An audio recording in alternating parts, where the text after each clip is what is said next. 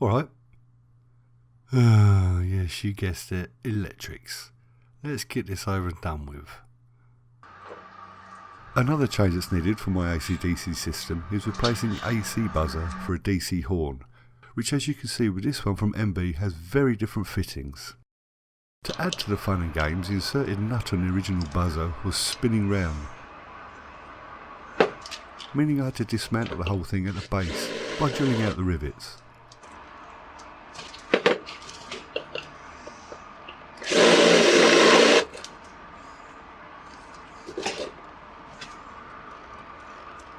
This actually helped as I now have a bracket to help attach the horn to the base nicely, meaning when attached, the horn's in the correct place. You can see it through the grill cover.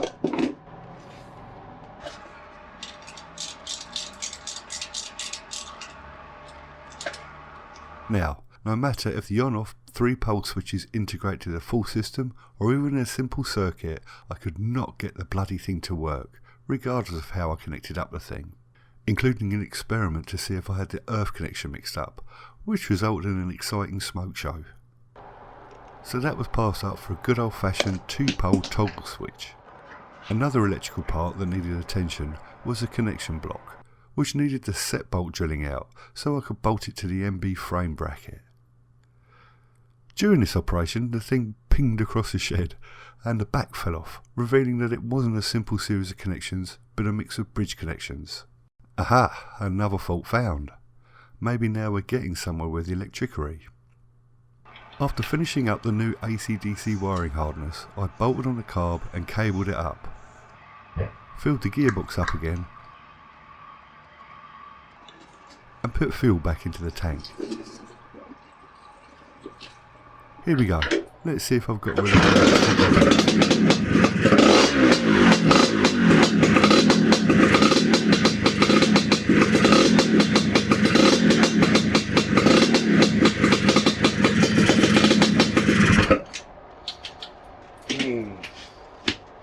bollocks.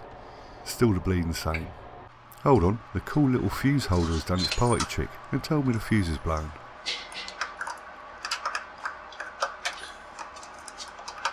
So I'll replace the blown 15 amp fuse for a 20 amp one.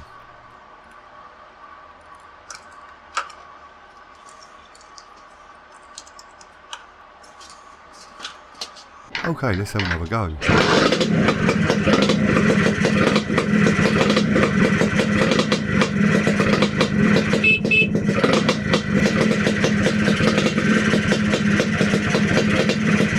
Nope, still exactly the same, still no lights. So I've gone from this system to this system and now to this layout. As far as I can tell, there's no problem at the rear end of the system now, so the fault must be up in the headset. I was getting a bit pissed off now. I just couldn't see the problem until, there it bleeding is, hiding right in front of me, a DC ignition. I'm pretty sure Casa had this down as working with an AC system, and this system is AC-DC so it should work, but I'm out of things to point my finger at. A few days later this ignition showed up. It's made by MB and works with all the systems and is very clearly labelled with a nice simple wiring solution. It's at this point that I was having my doubts about the halogen bulb as well.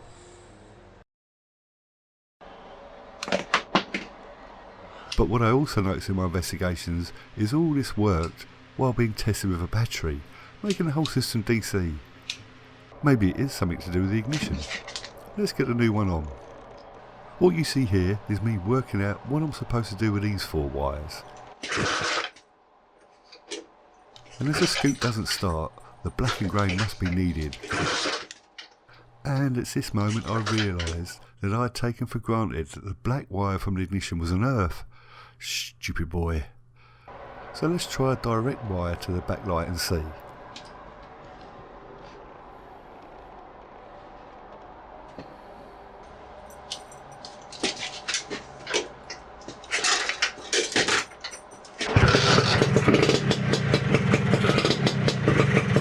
Finally, at last.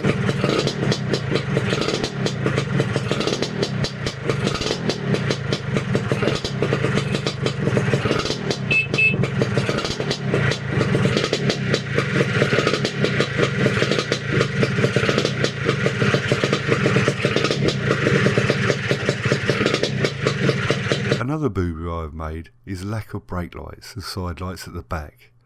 I only noticed this whilst editing this video. My excuse this time was simple relief. I'd finally got the front lights working and wasn't paying attention to the back ones.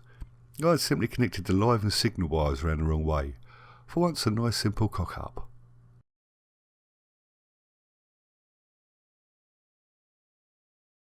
After a bit of wire management, I carried out one final test to make sure the battery is trickle charging.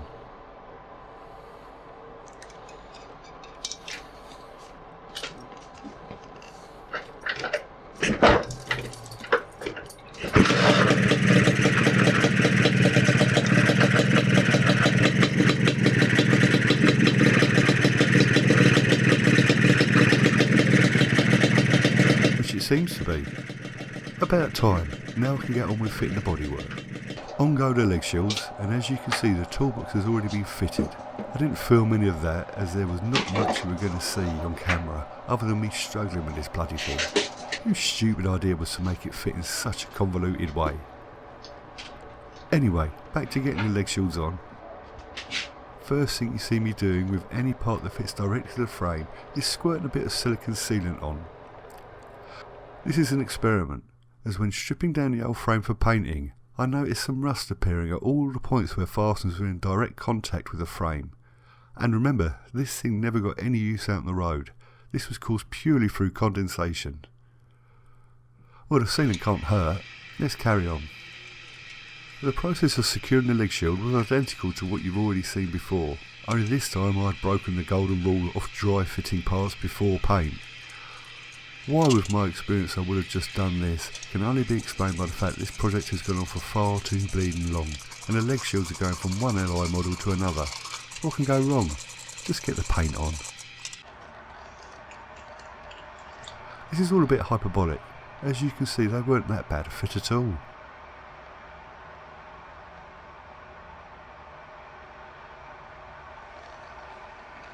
And so the mudguard,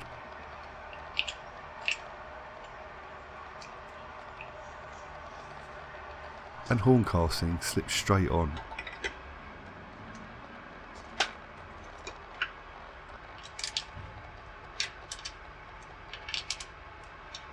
But I could not get these two holes to line up, so some drilling occurred.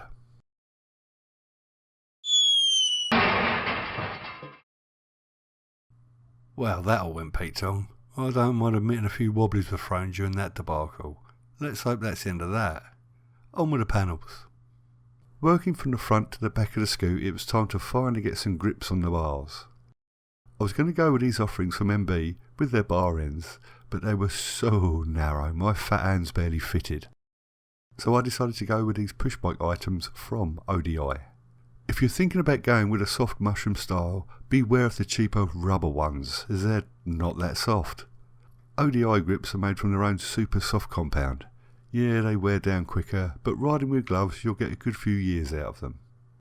To punch a hole through the end of the grip, you do it like this.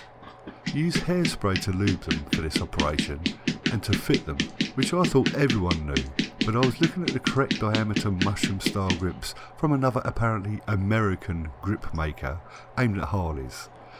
They're made from rubber, and their official site and YouTube channel tells you to fit them with WD-40. Okay, I'm just going to ignore them completely. Back to my ride, I knock in the bar ends and slide on the grips. Here's your ladder for it.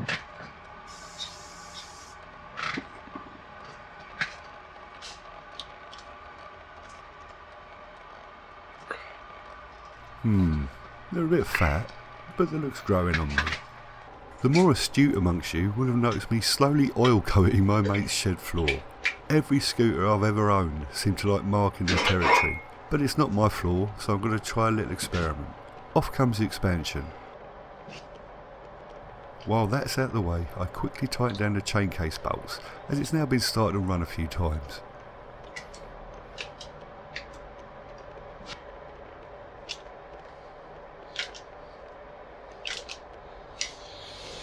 Time to get the control cable gaiters greased up.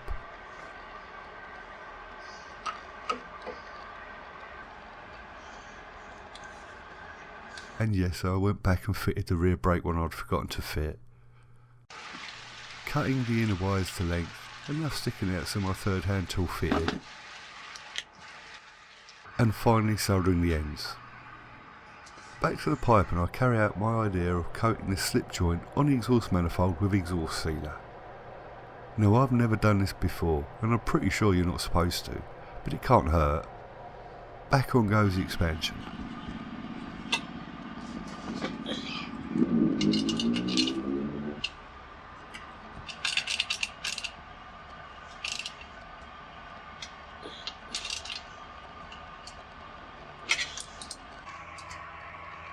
Now on with the rear floorboards, which slip straight on.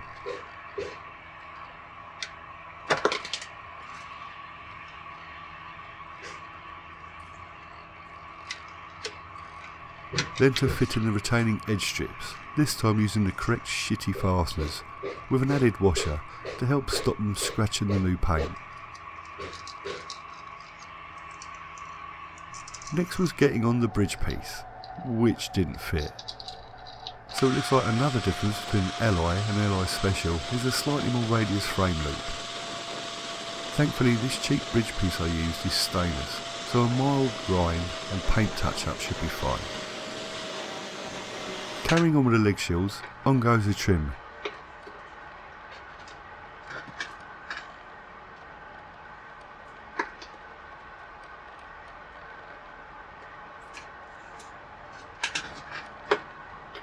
Complete with shit fasteners.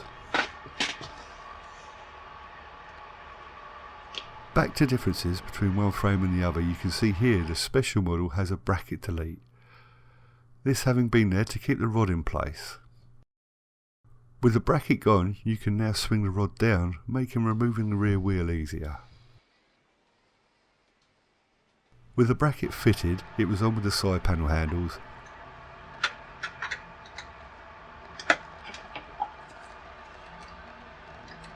And time to get an idea of what my scoot would finally look like.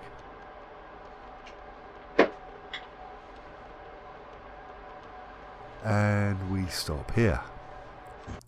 I've never been happy with the fit of this stainless bracket, but the epoxy thing breaking, after a slight nudge of encouragement, made me look for the correctly made item. And here it is, from Casa. Not looking so different from the stainless one from eBay, but as you can see, it will work so much better. Anyway, carrying on after fitting it and the mud flap, time to get the number plate on finally.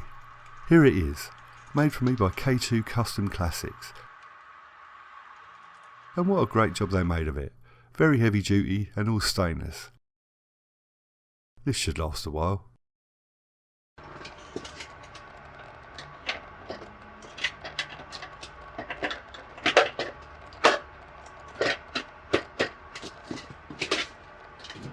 Popping on the side panels for the first time, the handles click the rollers straight into place. Nice. It's funny how well things work if you use all the right parts. Who'd have thunk?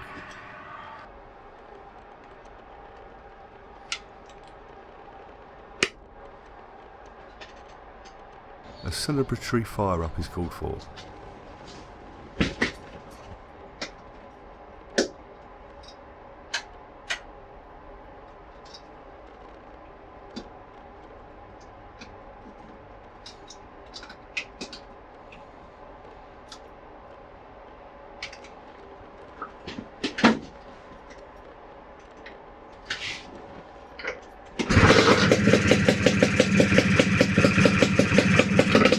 And with a couple of kicks it fires straight up.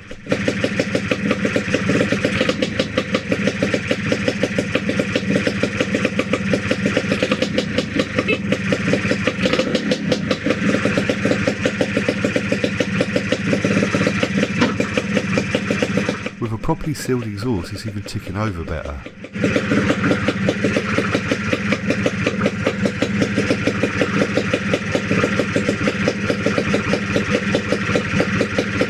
You know what? Now it's got brakes, let's see if it goes into gear.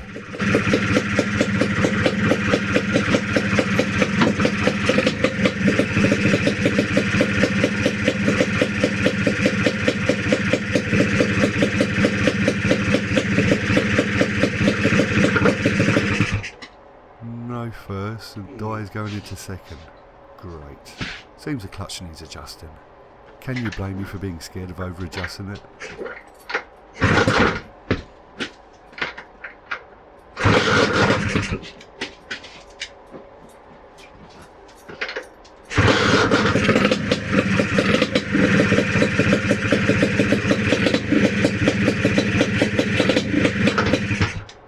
Oh well, I'm happy it's finally back together.